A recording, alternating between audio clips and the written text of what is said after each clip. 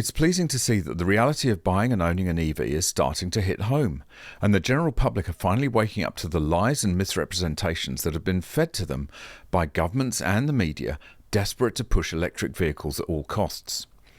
The three Fs sum up the market for EVs: fanboys, fleets and freebies. Fanboys are the starry-eyed evangelists who'd buy a brick if it had Tesla's name on it. Oh, wait a minute, they already have. It's called the Cybertruck. Then there are the business fleet buyers who get generous subsidies to buy new fleets of EVs. And then we have the freebies, the wildly generous handouts of taxpayer money to encourage ordinary suckers like us to buy an EV against our better judgment. The fanboy and fleet markets are essentially saturated, and the freebies from governments are drying up fast.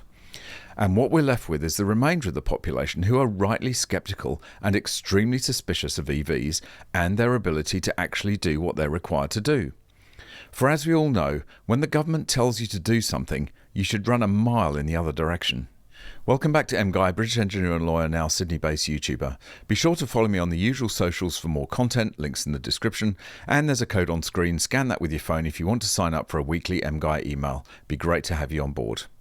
It shouldn't come as a great surprise to anyone that the great EV transition, which according to the great and good should be accelerating towards 100% in 2035, is actually struggling to keep up already. And if it's struggling now, when the targets are pretty small, you can imagine where this will be in 5 or 10 years' time. The number of people considering an EV is actually dropping rather than increasing. It's disastrous. The J.D. Power Electric Vehicle Consideration Study, published a week or so ago, lays this all bare with a message that should send shivers through the net zero zealots in Western governments. EV purchase consideration ebbs while charging concerns continue to grow, J.D. Power finds. Lack of affordable EVs and poor knowledge of incentives compound problems.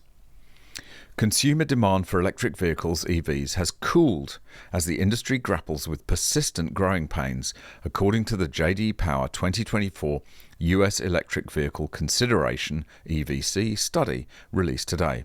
For the first time since the study's inception in 2021, new vehicle buyer consideration has dropped from the previous year.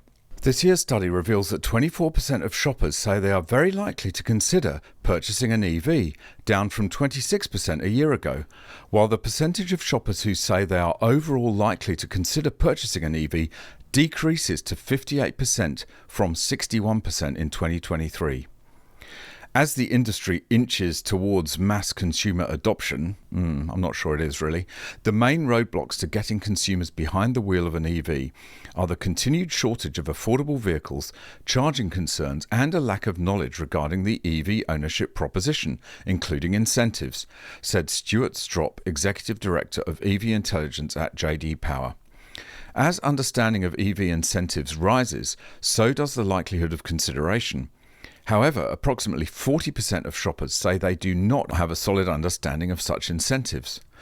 Prioritizing incentives and efforts to educate consumers about the EV proposition, including available incentives and how they work, is vital to accelerating market growth.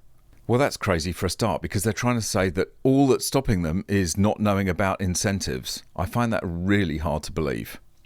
And unlike readily available fuel at gas stations, the lack of EV charging facilities, combined with the ridiculously long times to charge compared with filling your tank, are the main drivers for this.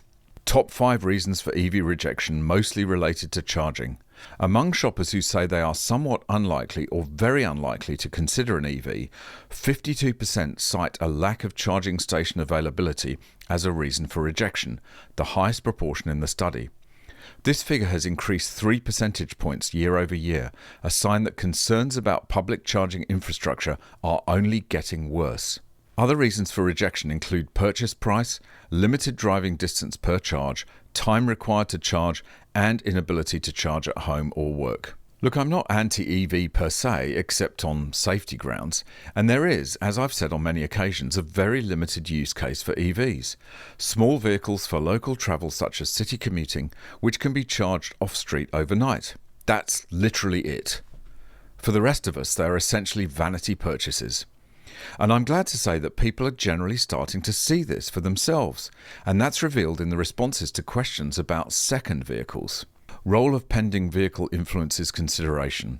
Among shoppers who are looking to add another vehicle to their household, 68% say they are overall likely to consider an EV. Conversely, among those who will be relying solely on one vehicle for transportation, only 47% say they are overall likely to consider an EV. Without a second vehicle, shoppers tend to be more critical of the logistics related to EV ownership. I mean, this doesn't even touch on the other main issues for considering an EV, namely the essentially disposable nature of an EV and the woeful resale values, a result of savage price cuts to new vehicles, both factors that should put off anyone from spending a fortune on an EV. As the old saying goes, if you can't afford a Tesla, just wait until next week. I hope that this shows some sanity returning to the overhyped madness of the EV market. The ordinary folk need to send a message to governments around the world. We're not going to be bullied into buying cars we don't want and which don't do what we need them to do. Perhaps if this message gets through, we may yet be saved from net zero and electrification, which, if allowed to continue to its inevitable conclusion, would be a catastrophe for everyone.